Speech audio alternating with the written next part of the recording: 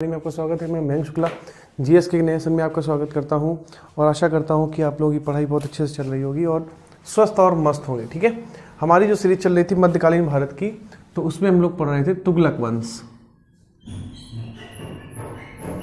तुगलक वंश जो हमारी हिस्ट्री की सीरीज चल रही है, इसको आप सब लोग जरूर फॉलो करना, बहुत आपको हेल्प मिलेगी। ठीक है, एक एक फैक्ट हमने सारे क्लियर कर दिए हैं पूरा डीप में। किसी भी एग्ज़ाम में आप बैठोगे तो यहाँ से क्वेश्चन बाहर हिस्ट्री से नहीं आएगा। ठीक है, तो तुगलक वंश में हम लोगों ने मोहम्मद बिन तुगलक को स्टार्ट किया था, है ना। तो इससे पहले हम लोगों ने गुलाम वंश, खिलजी वंश कंप्लीट कर लिया था। गुलाम वंश का पहला का संस्थापक था कुतुबुद्दीन ऐबक और गुलाम वंश का अंतिम शासक कैकुवाद था। ठीक है, कैकुवाद के बाद खिलजी वंश आया। खिलजी वंश की स्थापना जलालुद्दीन खिलजी ने की थी, जो अलाउद्दीन खिलजी का चाचा था, और इसका अंतिम शासक मुबारक खिलजी था। खिलजी वंश का सबसे प्रतापी राजा अलाउद्दीन खिलजी था। ठीक है, अलाउद्दीन खिलजी ने बहुत सारे काम किए थे। 1296 में आया था और 1316 तक इसने राज्य किया था। 1290 से लेकर 1296 तक जलालुद्दीन खिलजी, 1316 से लेकर 1320 तक मुबारक खिलजी का शासनकाल था। अलाउद्दीन खिलजी ने बाजार नियंत्रण किया, घोड़े के दागने की प्रथा शुरू की। यह पहला शासक था जिसने विंध्याचल पर्वत श्रेणी पार की, और इसके बाद इसने दक्षिण भारत की विजय के लिए मलिक काफूर को भेजा था। पांड्य शासक ने इनकी सत्ता कभी स्वीकार नहीं की, बाकी दक्षिण में इन्होंने अपना परचम लहराया था। ये अपने आप को सिकंदर सानी द्वितीय सिकंदर कहता था। इसका मेन उद्देश्य भारत में खिलजी वंश की स्थापना और प्रचार करना और खिलजी वंश को बहुत बढ़ाना, तथा अपने आप को सिकंदर के समान अपराजेय घोषित करना। तो सिकंदर के समान अपराजेय तो ये हो ही गया था, लेकिन उसने भारत में अपना पूरा जो धर्म था वो फैला नहीं पाया, क्योंकि जो दक्षिण में पांड्य राजा थे उन्होंने कभी स्वीकार ही नहीं किया इसकी सत्ता को। और उसके बाद मुबारक खिलजी आया।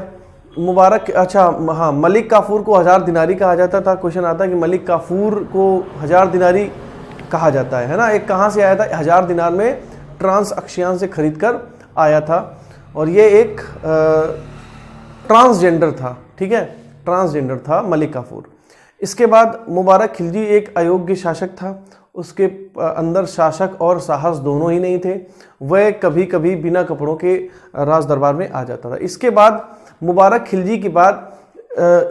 खिलजी के समय में ही एक उत्तर पश्चिम प्रांत का एक गवर्नर था जिसे गाजी मलिक बोला जाता था।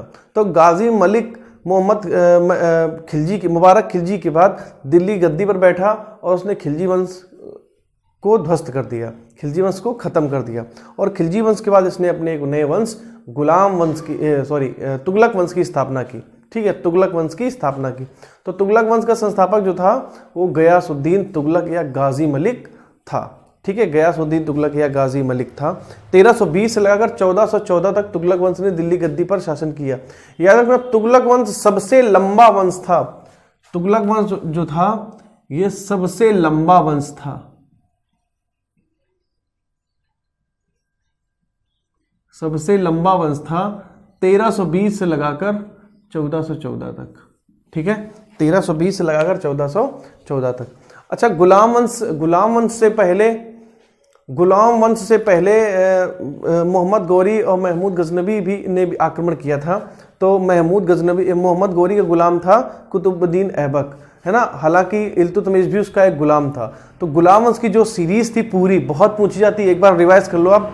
गुलाम वंश कुतुबुद्दीन ऐबक के बाद इल्तुतमिश के बाद रुकनुद्दीन फिरोज के बाद रजिया के बाद बहराम शाह के बाद महमूद, ठीक है, बहराम शाह के बाद महमूद शाह, ठीक है, महमूद शाह के बाद नसरुद्दीन महमूद के बाद बलबन के बाद कैकुवाद।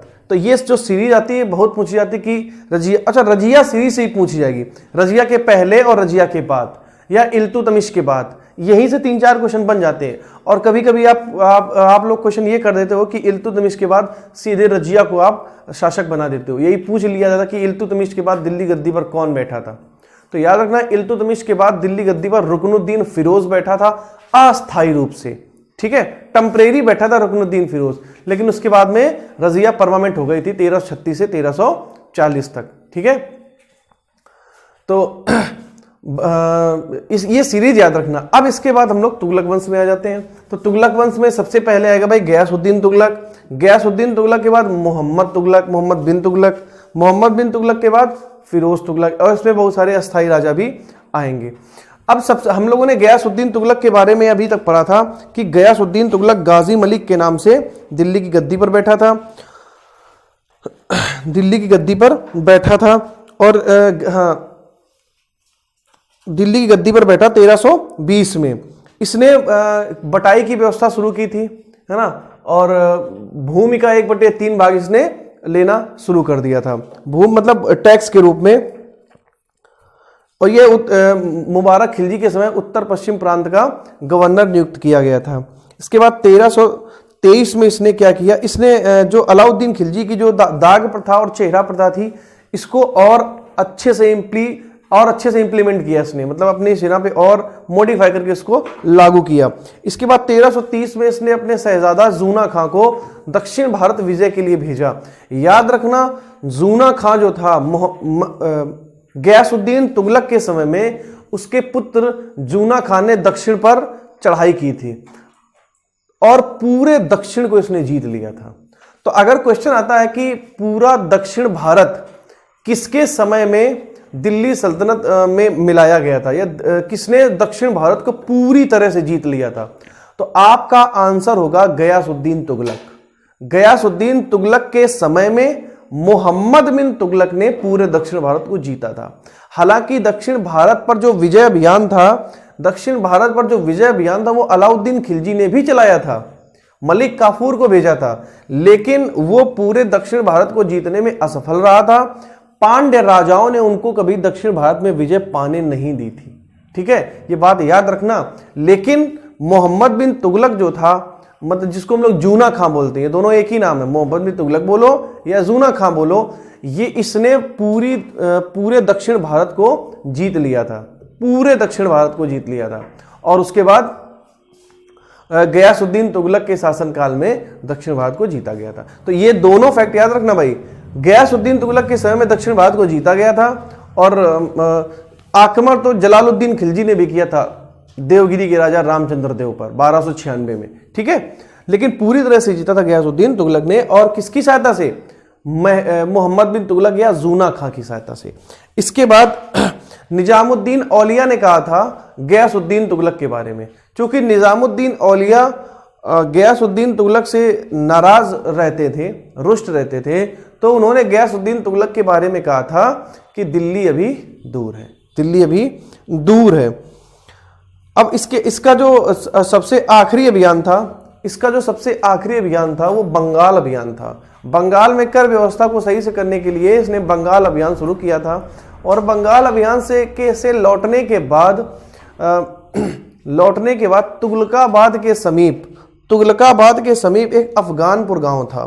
तुगलकाबाद एक जगह थी, उसके समीप एक अफगानपुर गांव था, जिस अफगानपुर गांव में मोहम्मद बिन तुगलक ने एक लकड़ी का महल बनवाया था। मोहम्मद बिन तुगलक बोले तो जूना खां ने एक लकड़ी का महल बनवाया था, और जिसमें वो विश्राम करने लगा। कौन? गयासुद्दीन तुगलक। तो उस विश्राम करते समय पूरा लकड़ी का महल गिर गया था। ठीक है, कहीं कहीं ये देखने को आता है, ये पढ़ने को आता है कि गयासुद्दीन तुगलक को एक षड्यंत्र के तहत मारा गया था। ठीक है, क्योंकि वो जो लकड़ी का महल था उसी दिन गिरा था, और वही सबसे ज्यादा डैमेज हुआ था जहां गयासुद्दीन तुगलक लेटा था। ठीक है, तो कोई इतिहासकार इसको साजिश भी बताते हैं, क्योंकि मोहम्मद बिन तुगलक जूना खां एक अप्रिय और अक्रूर किस्म का राजा था, बहुत ही क्रूर था। ठीक है, तो उसने दिल्ली की गद्दी को प्राप्त करने के लिए ऐसा काम करवाया था। 1325 में गयासुद्दीन तुगलक की मृत्यु हो गई थी, और गयासुद्दीन तुगलक के समय में दक्षिण के राज्यों को दिल्ली सल्तनत में मिलाया गया था। उस समय दक्षिण का जो राजा था वो वारंगल मिला था, सबसे पहले वारंगल को मिलाया गया था। इसने अलाउद्दीन खिलजी की कठोर नीति को उदार किया, और उदार करके रश्मेरियन नामक पद्धति को अपनाया था। रश्मेरियन नामक पद्धति को अपनाया था। इसने मुकद्दर और खूतों को उनके पुराने अधिकार लौटा दिए थे जो अलाउद्दीन खिलजी ने ले लिए थे। इसके बाद 1325 के बाद नंबर आता है मोहम्मद बिन तुगलक या जूना खां का।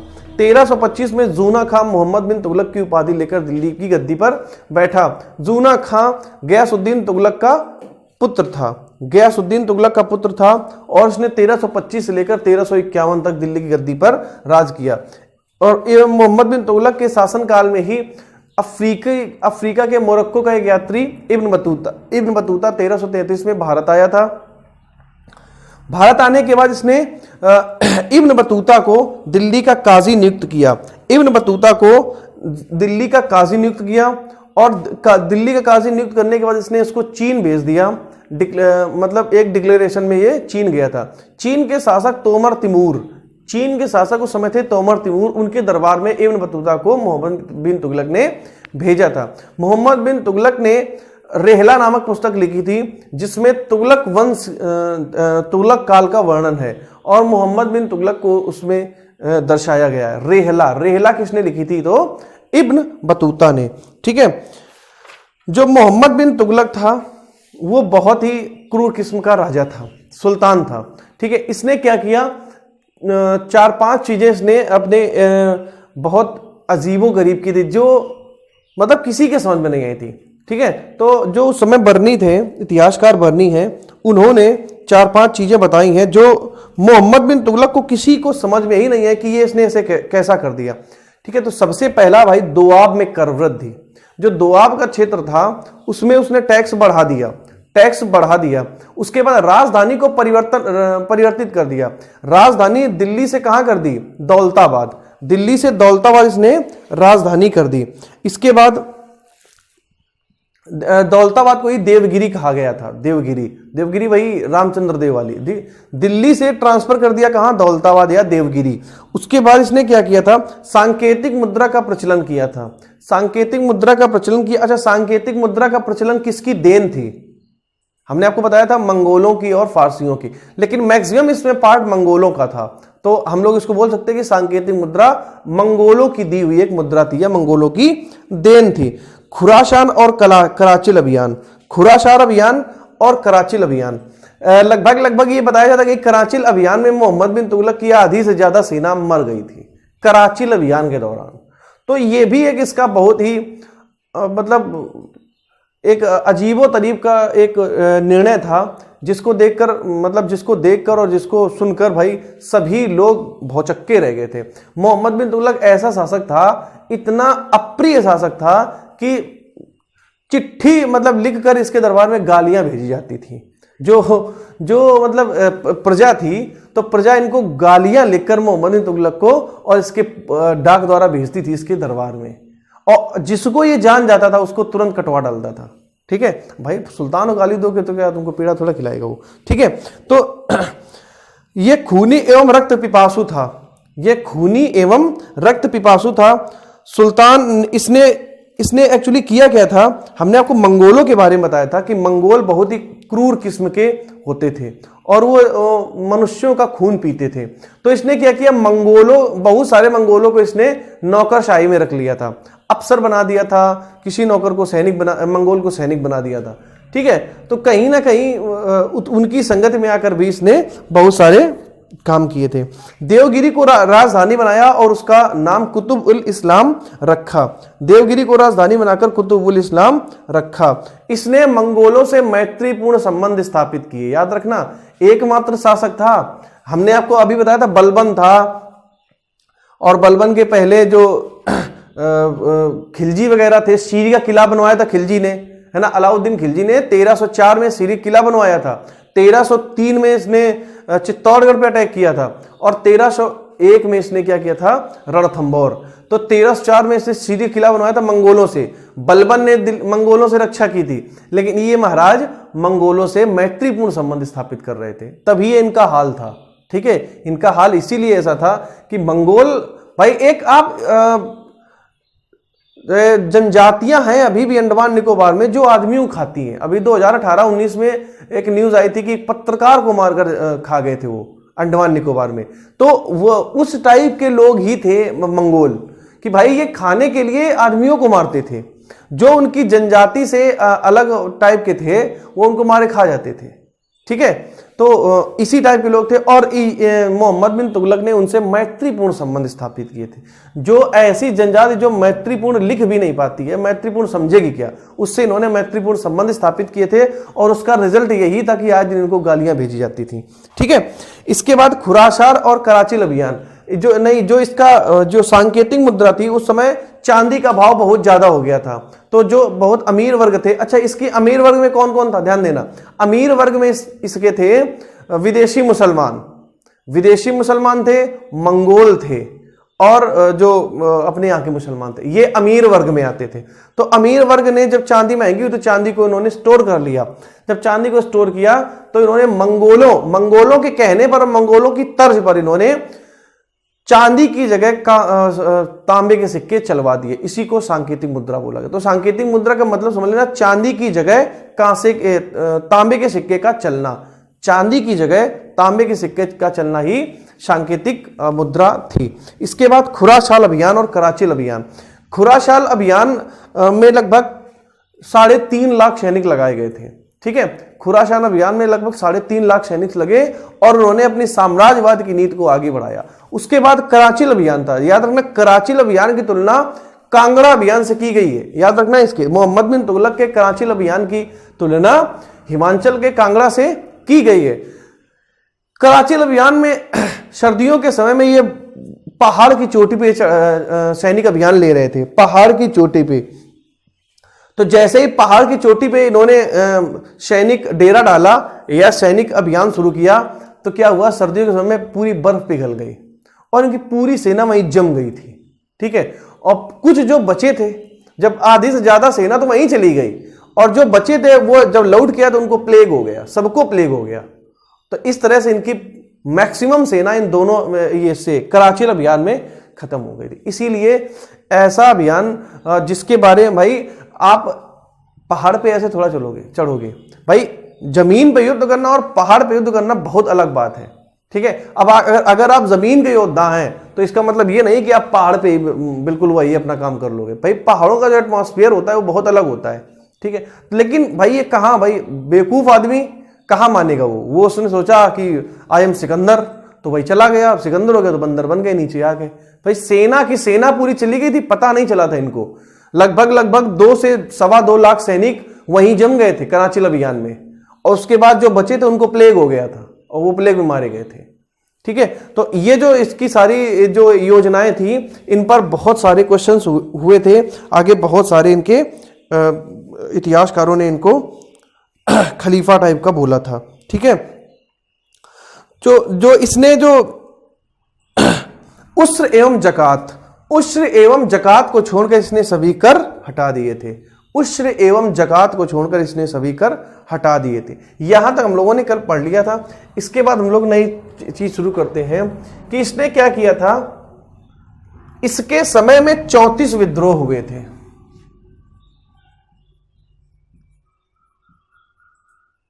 इसके समय में 34 विद्रोह हुए,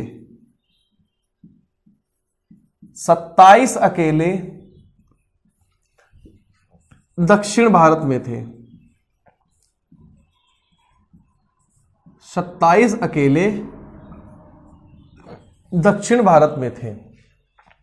27 अकेले दक्षिण भारत में थे।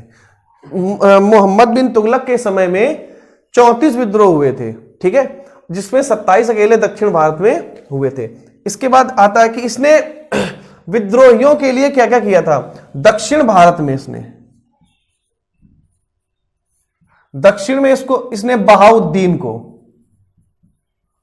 दक्षिण में इसने बहाउद्दीन को, बंगाल में इसमें गयासुद्दीन को, बंगाल में इसने क्या किसको किया था भाई, गयासुद्दीन को, बंगाल में गयासुद्दीन को, और मुल्तान में बहराम किस्लू को, मुल्तान में बहराम किस्लू को नियुक्त किया। जब इसके समय में विद्रोह बहुत ज्यादा हो रहे थे तो दक्षिण भारत में बहाउद्दीन को, बंगाल में गयासुद्दीन को, मुल्तान में बहराम किशलू को इसने गवर्नर बनाया, बहराम किशलू को गवर्नर बनाया। ठीक है, तो याद रखना भाई, इसके समय में कितने विद्रोह हुए थे टोटल? 34 में से 27 अकेले कहां हुए थे? दक्षिण में। तो दक्षिण में हुए, तो दक्षिण में इसने बहाउद्दीन को, बंगाल में गयासुद्दीन को, मुल्तान में बहराम किशलू को इसने गवर्नर बनाया। और गवर्नर बनाने के बाद इनसे ये उम्मीद की कि अब आप गवर्नर बन गए हो, अब यहां पे कोई विद्रोह नहीं होगा। जैसे अभी भी देखते हो कोई भी दंगा वगैरह होता है तो सबसे पहले डीएम और एसपी हटाए जाते हैं, डीएम और एसपी हटाए जाते हैं। उसी तरह से जब इनके समय दंगा होता था तो सबसे पहले वहां का गवर्नर हटाया जाता था। ठीक है, इसके समय में दक्षिण भारत स्वतंत्र हुआ, दक्षिण भारत स्वतंत्र हुआ। अब देखो भैया, दक्षिण भारत से कितने सारे फैक्ट आए।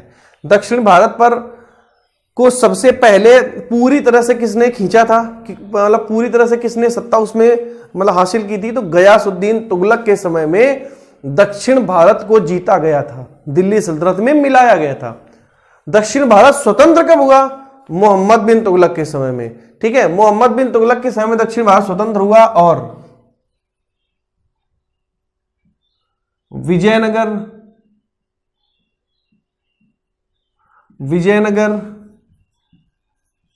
बहमनी, विजयनगर, बहमनी और मदुरा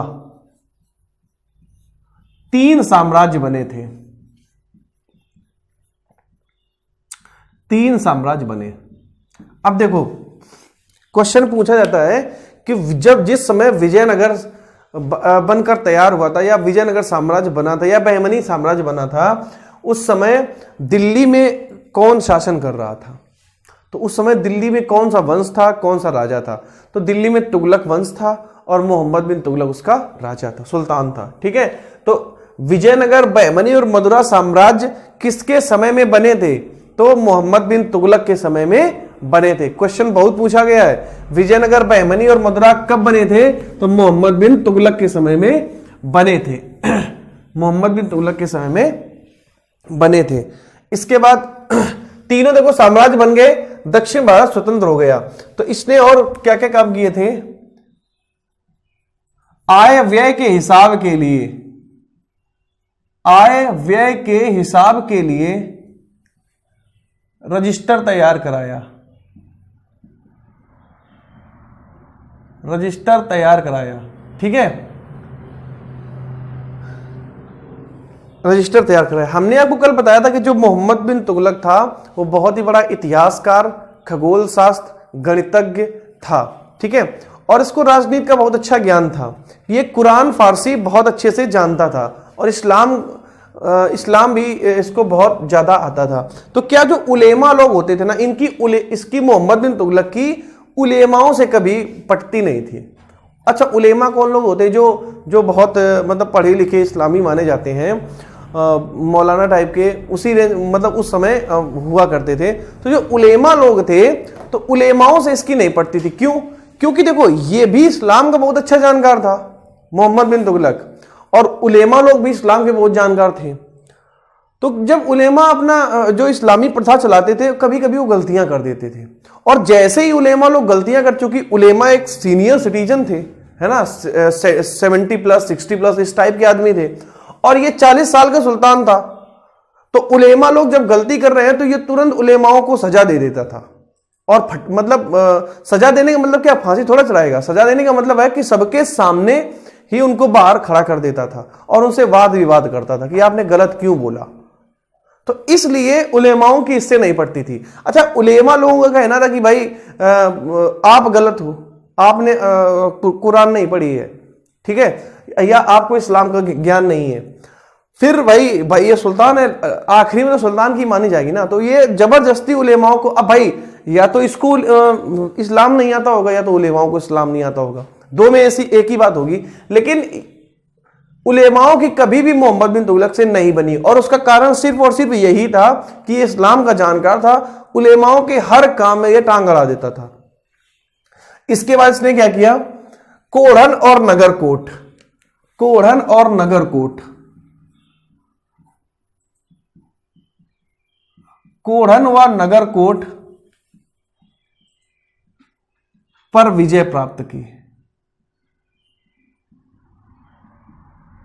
कोढ़न और नगरकोट पर विजय प्राप्त करने वाला एकमात्र तुगलक शासक था मोहम्मद बिन तुगलक। लेकिन याद रखना, इसने राजस्थान को नहीं जीत पाया।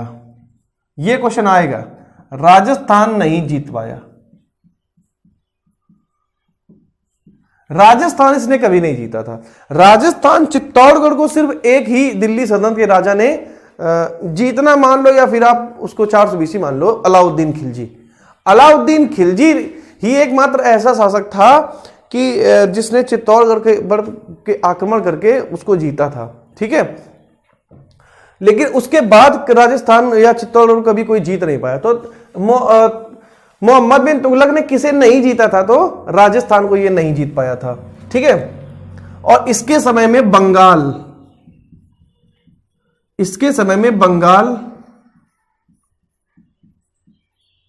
पूरी तरह से दिल्ली से अलग हुआ। इसके समय में बंगाल पूरी तरह से दिल्ली से अलग हो गया। ठीक है, जो बंगाल रियासत थी पूरी तरह से दिल्ली से अलग हो गई, दिल्ली से अलग हो गई बंगाल। अब देखो, आय व्यय के लिए इसने क्या कराया भाई? एक रजिस्टर तैयार कराया, एक लेखाकार की नियुक्ति कर दी। कोढ़न और नगर कोट पर इसने विजय प्राप्त की। ये एकमात्र तुगलक शासक था, पहला तुगलक शासक जिसने कोढ़न और नगर कोट पर विजय प्राप्त की थी। राजस्थान नहीं जीता था। इसके बाद बंगाल भी पूरी तरह से अलग हो गया। देखो, बंगाल भी अलग हो गया।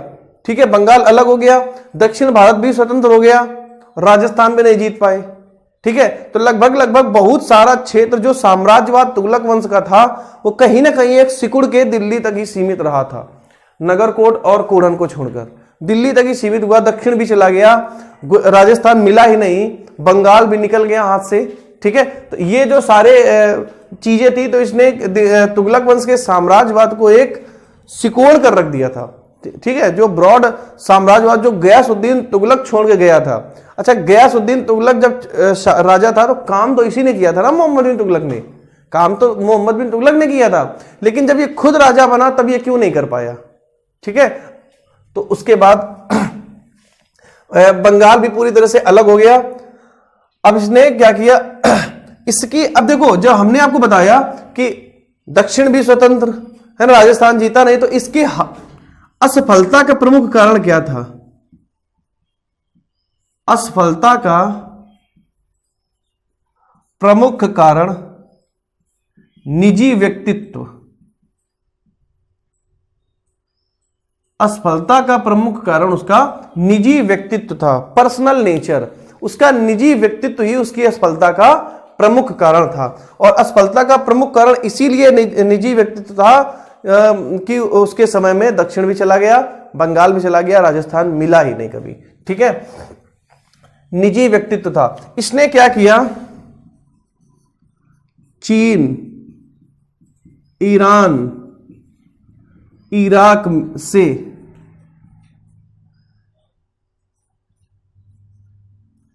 राजदूत संबंध स्थापित किए। राजदूत संबंध स्थापित किए। ठीक है,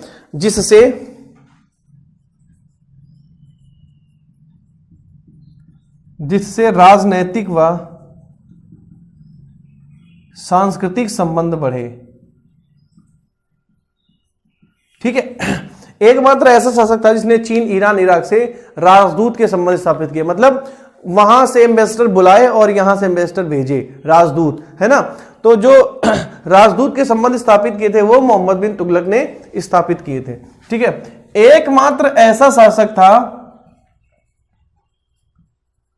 जो हिंदुओं के त्योहार होली में शामिल होता था। होता सब में था, लेकिन होली इससे छूटती नहीं थी। हिंदुओं के सभी त्योहारों में आता था, लेकिन स्पेशली इससे होली कभी नहीं छूटती थी। होली में ये जरूर आता था। ठीक है, यह एक अच्छा कवि और संगीत प्रेमी था। अच्छा कवि व संगीत प्रेमी था। अच्छा कवि और संगीत प्रेमी था। ठीक है, अच्छा कवि और संगीत प्रेमी था। सांकेतिक मुद्रा किसकी देन थी? सांकेतिक मुद्रा या इसी को क्या बोलते हैं हम लोग, प्रतीक मुद्रा, मंगोलों की देन थी।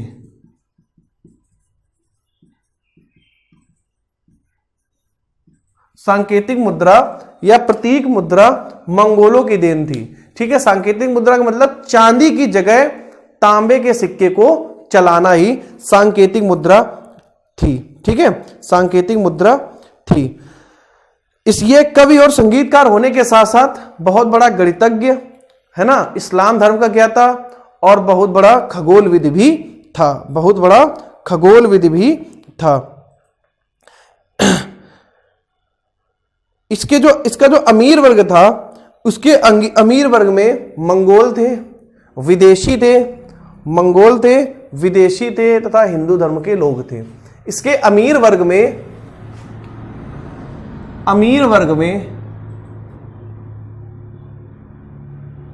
मंगोल,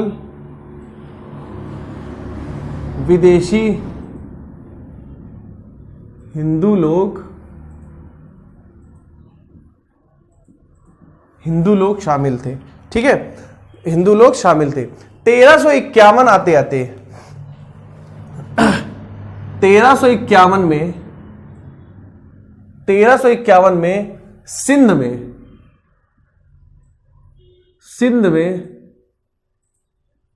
ठट्टा का विद्रोह हुआ।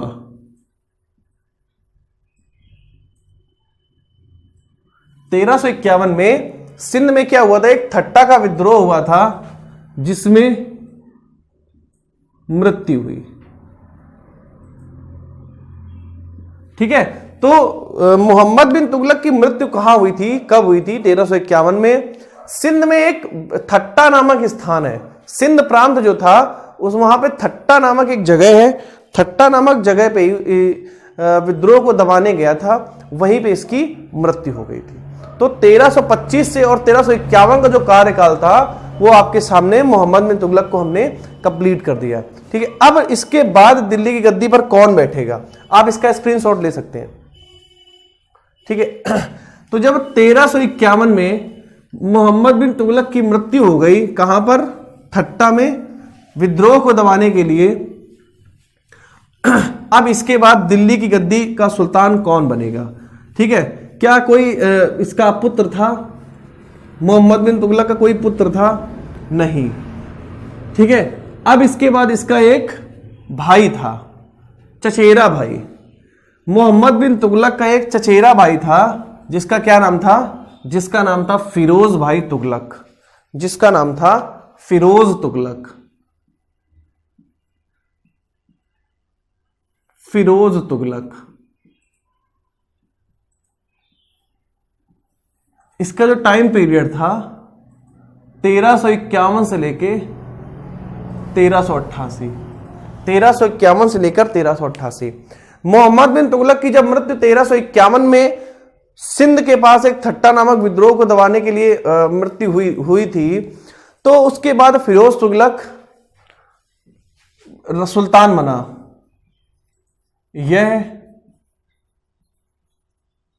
यह मोहम्मद बिन तुगलक का चचेरा भाई था। यह मोहम्मद बिन तुगलक का चचेरा भाई था। मोहम्मद बिन तुगलक का चचेरा भाई था। यह बहुत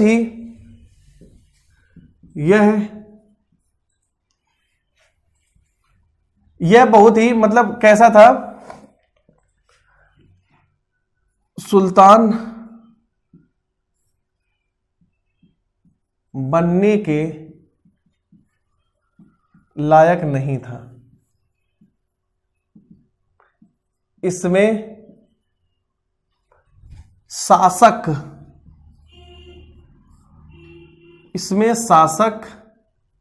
व साहस का अभाव था। शासक और साहस का अभाव था। ठीक, जो फिरोज तुगलक था वो बहुत ही अयोग्य शासक था और सुल्तान बनने के लिए परफेक्ट नहीं था। लेकिन क्या करोगे भाई, नीति है ना कि भाई इनका लड़का या इनका खानदान वाला ही सुल्तान बनेगा। तो यह मोहम्मद बिन तुगलक का चचेरा भाई था, यह सुल्तान बनने के लायक नहीं था।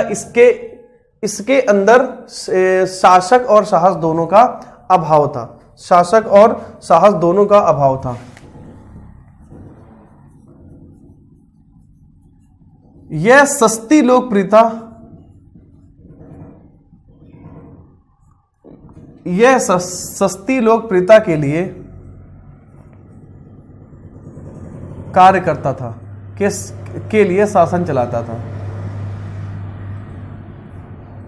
सस्ती लोकप्रियता के लिए शासन चलाता था। इसने सारे कर खत्म कर दिए, ठीक है, सारे राजस्व लेना बंद कर दिया। लेकिन जो शरीयत में इनके वो था कि जजिया, जकात, खम्स और खुराज,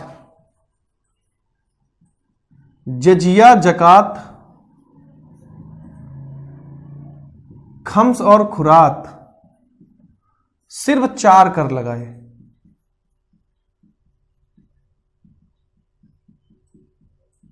सिर्फ 4 कर लगाए, जजिया, जकात, खम्स और खुरात, ठीक है। हिंदुओं पर जजिया लगाने वाला, हिंदुओं पर जजिया लगाया। हिंदुओं पर इसने क्या लगाया भाई? जजिया कर। जजिया कर इसने हिंदुओं पर लगाया। इसने सारे कर खत्म कर दिए थे। देखो, सस्ती लोकप्रियता पाने के लिए ये कुछ भी कर सकता था। सस्ती लोकप्रियता पाने के लिए जो फिरोज तुगलक था वो कुछ भी कर सकता था। तो जब भाई लोकप्रियता लेना तो भाई सारे टैक्स हटा दिए। जजिया, जकात, खम्स और खुरात को इसने लागू किया। इसने इन चारों क्यों लागू किया था? क्योंकि इनका उल्लेख शरीयत में था, क्योंकि इसके अनुसार इनका उल्लेख शरीयत में किया गया था। शरीयत में और इस्लाम में इसका विचार दिया गया था। तो इसने 4 कर लगाए थे, जजिया, जकात, खम्स और खुरात। बाकी सारे करों को इसने खत्म कर दिया था, इसलिए इसकी लोकप्रियता बढ़ गई थी। जो मोहम्मद बिन तुगलक के समय में साम्राज्यवाद, जो मोहम्मद बिन तुगलक साम्राज्यवाद छोड़ के गया था, या मोहम्मद बिन तुगलक ने जो काम नहीं कर पाया था, या मोहम्मद बिन तुगलक के समय में जो रियासतें दिल्ली से दूर चली गई थी, जैसे बंगाल हुआ, दक्षिण हुआ और राजस्थान हुआ, राजस्थान जीता नहीं था लेकिन फिर भी, तो इसने कभी उसको दिल्ली वापस लाने के लिए का प्रयास नहीं किया था। दिल्ली वापस लाने का कभी इसने प्रयास नहीं किया था। इसने 2-3 अभियान चलाए थे, 2-3 अभियान शुरू किए थे, सैनिक अभियान, लेकिन उसमें वो असफल हो गया था, बहुत बुरी तरह से मारा गया था। ठीक है, तो ये बहुत ही साहस इसके अंदर बिल्कुल भी नहीं था। इसने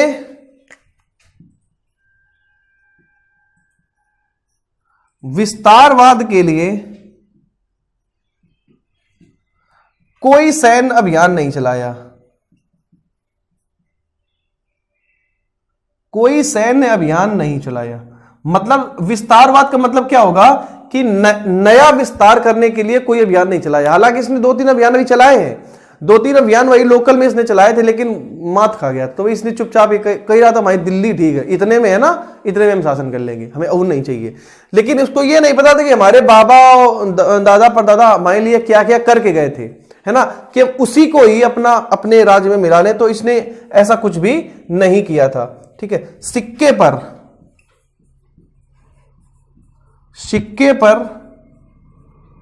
अपना व अपने पुत्र,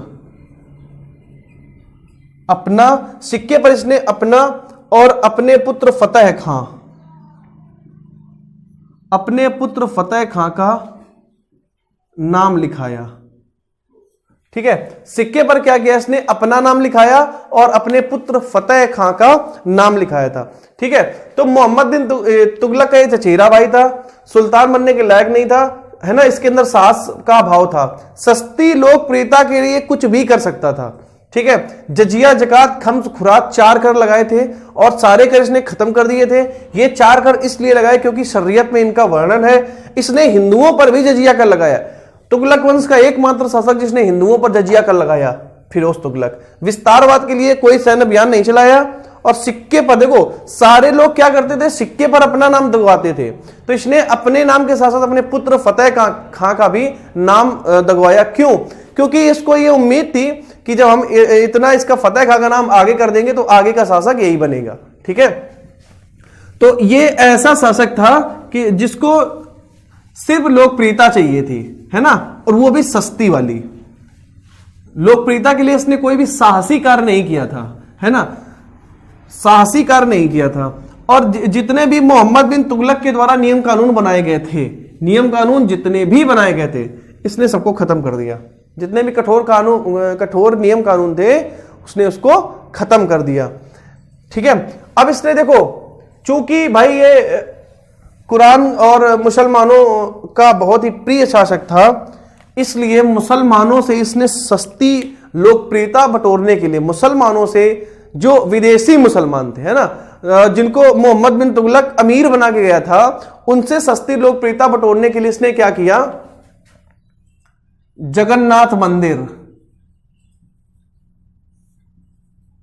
पुरी का, है ना, जगन्नाथ मंदिर व ज्वालामुखी मंदिर, ज्वालामुखी मंदिर को क्षति पहुंचाई।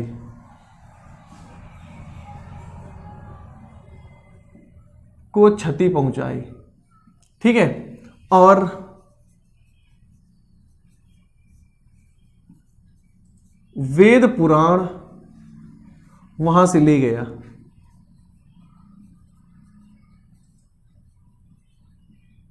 ठीक है, जब ऐसा इसने काम कर दिया तो जो वहां के अमीर मुसलमान जो इसके दरबार में थे, उन्होंने इसको बहुत ही मतलब इसकी बड़ाई करने लगे। तो सस्ती लोकप्रियता के लिए जगन्नाथ मंदिर और ज्वालामुखी मंदिर को क्षति पहुंचाकर वहां से वेद पुराण जो थे वो वहां से वो उठाकर ले गया, वेद पुराण वहां से उठाकर ले गया। इसने क्या किया था, बंगाल और सिंध में इसने सैन्य अभियान चलाया था। बंगाल में और सिंध में इसने सैन्य अभियान चलाया था, लेकिन वो सफल नहीं हुआ। बंगाल और सिंध में इसने सैन्य अभियान चलाया, लेकिन वह वहां सफल नहीं हुआ था।